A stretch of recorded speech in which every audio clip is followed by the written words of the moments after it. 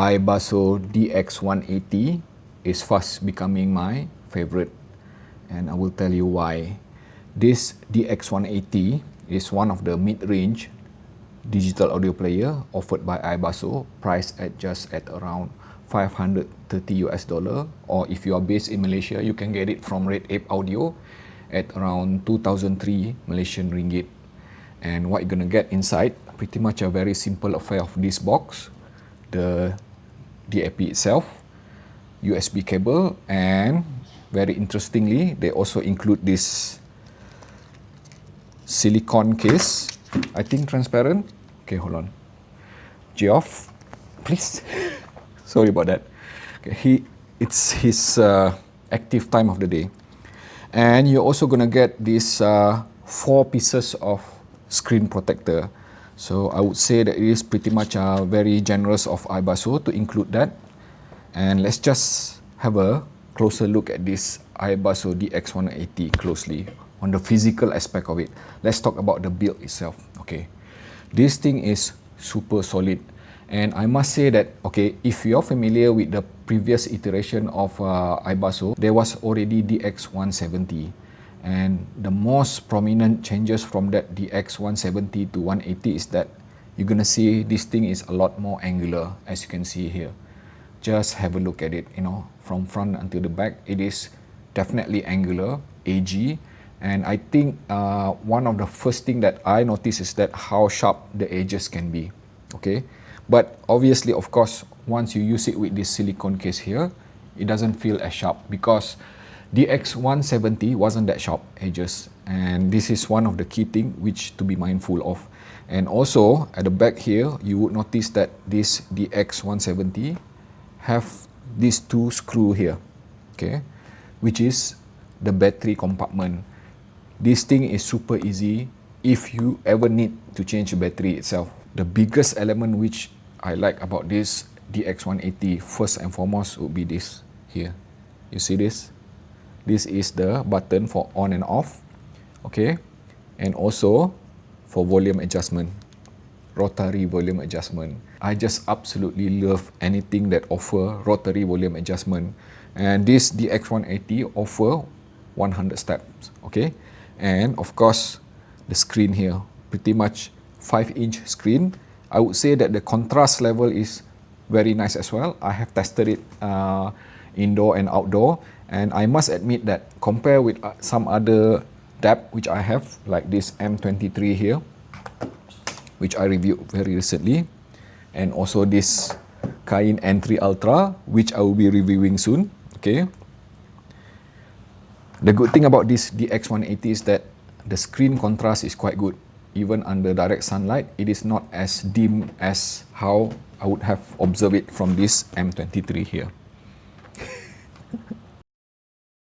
This DX180 is equipped with quad array Cirrus Logic CS43131, and that is pretty much, I think, one of the key reasons why you would want to have a DX180, and I will talk a bit more on that aspect of sound after this. Despite being relatively smaller than most other DAP, it is quite impressive with power from the 4.4mm balance at around 6 VRMS on high gain, 690 milliwatt of power per channel at 32 ohm. So that is pretty much just shy of 700 milliwatt of power in high gain 4.4mm balance.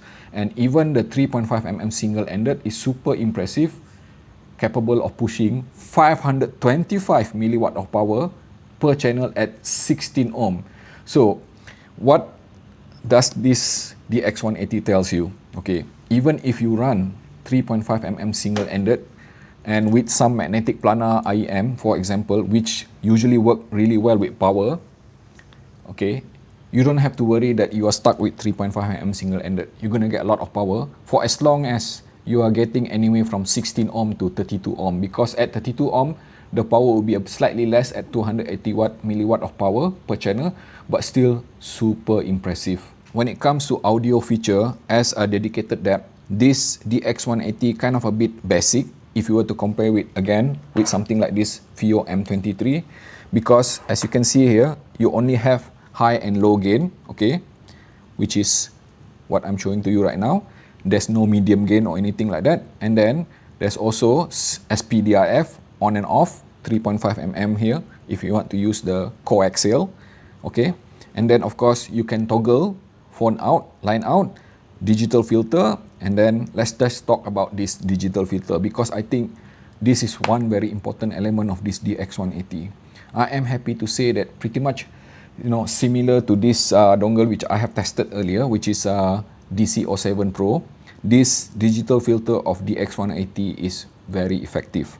For example, if I were to click on fast roll off, okay, it is definitely suitable for headphones like this Sennheiser HD600 here, which will impart a temperament of change, okay, a change of temperament to the sound itself, at which I am hearing the crispness of sound coming from this HD600 has been improved a bit, okay, with the imaging itself. And when I switch to something which is relatively brighter, like this Headphone Sundara here, okay, or even this flat neutral Aune AR5000 here, okay, then the suitable filter for it will be slow roll off, okay, because what will happen is that it will introduce a semblance of smoothness to the way it presents the decay, because these two headphones are pretty much fast transient headphones, okay, these two. And when you have a fast transient headphone, usually you can get smoothness by just simply applying slow roll off. And the good thing is that the filter on this DX180 is highly effective. And then of course, there's another filter type. Now, I will just admit, I have been trying to read a bit more on this FIR output, and I don't quite understand how does it differ, okay, because honestly, when I switch this FIR output to normal or even 2x FIR, I am not hearing any kind of significant change at all. Perhaps on a very sensitive IEM, I might be able to pick up the essence of, I think, the pace and the temperament of the sound itself, the energy level kind of a bit slightly boosted up, okay. But other than that, when subjected to something which is relatively more demanding, not as sensitive, I am not hearing any kind of changes playing with this filter, okay. So I will not touch too much about it, and that's pretty much it. As you can see here, car mode, volume control knob, that's it. Very simple interface, okay. Because if you were to compare with this competition in the market, which is, for example, like this M23 or even this Kain N3 Ultra, okay, the key thing which is missing from this DX180 is that few things, okay. First and foremost, you don't have native EQ inside this. Yes, if you want to use EQ, you need to install your own third-party EQ manager, okay, or even use Mango Player here, which, okay, have an equalizer, okay, and it is part of the player but not part of the embedded system, okay. And talking about this Mango Player, this is pretty much the default player for DX180, and pretty much I think you're gonna find it in other iBasso DAP. And my critique of this is that, okay, if you look at this when I'm scrolling, pretty much I have a bit of difficulty going through my collection of over almost like probably close to 2,000 FLAC file stored locally here, okay. And I am kind of like a bit frustrated because there's no way for me to sort based on artist, album, to a point that the display kind of a bit really confusing. So at the end of the day, I ended up installing Hibi Music app here, okay, with the kind of interface that I am familiar with. And the good thing is that because this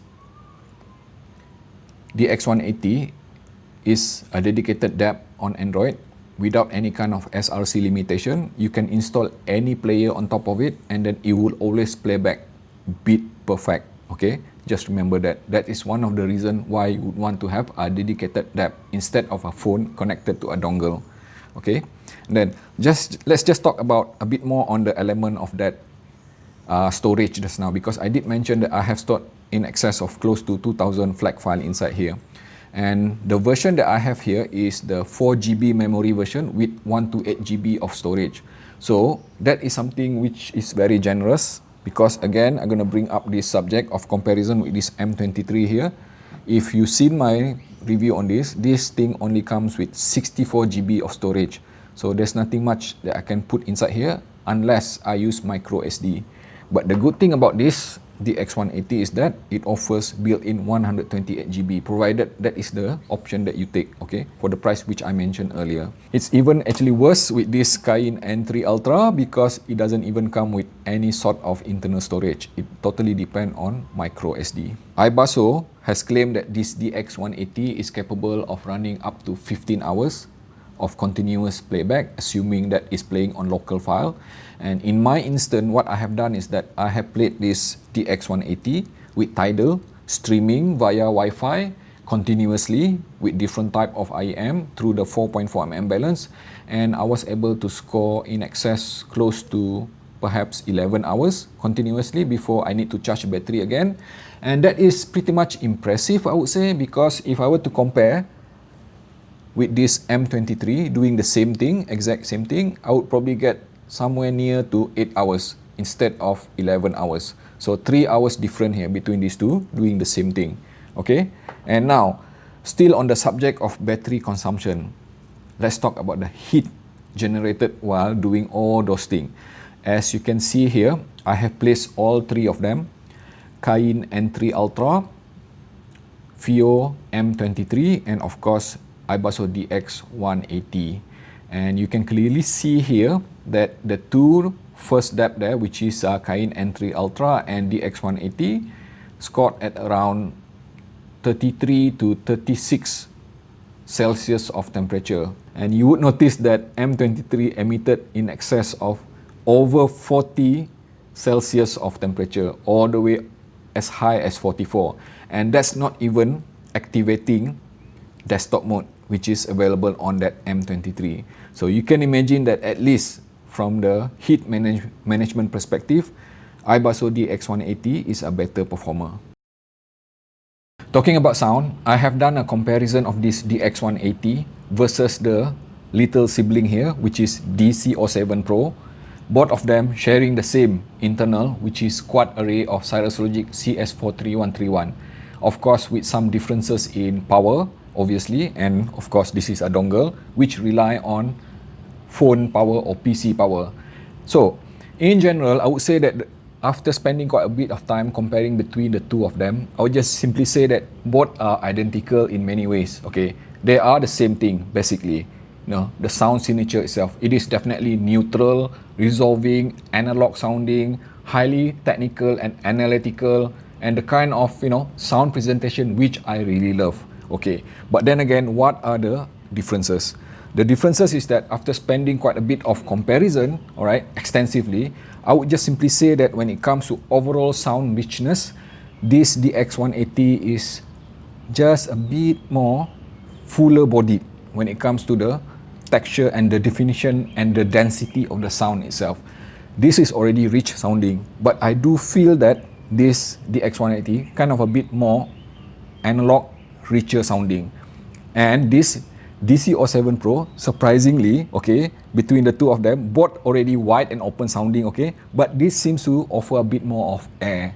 Perhaps because this DX180 would appear on certain type of song kind of a bit frontal with the presentation itself.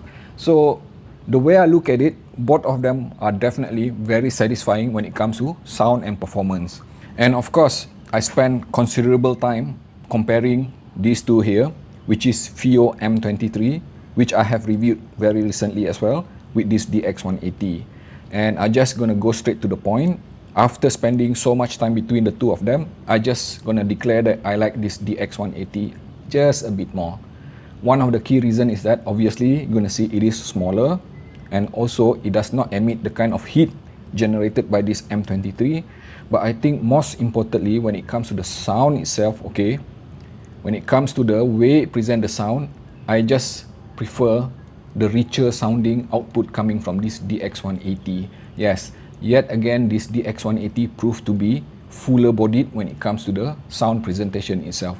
Both are already very smooth sounding, analog, analytical, and wide open with the sound stage itself. Okay, but I just do feel that this DX180 kind of a bit richer with the texture of the sound itself. And when compared against this N3 Ultra here, now this is very interesting. Okay, both of them are equally rich sounding. I would even say that because this N3 Ultra being a hybrid tube, which you can switch between solid state and tube, and when I select tube mode on this one, this is definitely the most analog sounding between these two. Okay, and it is also outright warm sounding. As noted earlier, this is my favorite now, and for very good reason. When it comes to sound, this DX180, aside from being super powerful, smaller than most other DAP, and it runs cooler than most other DAP as well, and it runs longer most than other DAP as well when it comes to streaming services. The kind of sound which I am hearing from this DX180 is the kind of sound which is easy for me to love. Yes, it lacks some of the feature when compared with M23 here, or even lack some of the element of specialty as compared to this N3 Ultra, or even this classic Sony sound of this Sony PCM D100, which I really love. Okay, but when I consider the overall package offered by this DX180, it is definitely a very appealing option to have. I just simply love that analog, open, airy sound and rich in definition and texture. It is full-bodied, especially when attached to even the most demanding headphone that I have here, and definitely super easy for it to drive any type of earphone or in-ear monitors, because the synergy factor of this DX180 is absolutely amazing. Being neutral, transparent, it does not add any kind of coloration, yet you're gonna get the kind of output which is super immersive. So if you're gonna ask me whether I would recommend this, without a doubt, this is my topmost recommendation for anything within the mid-range digital audio player market.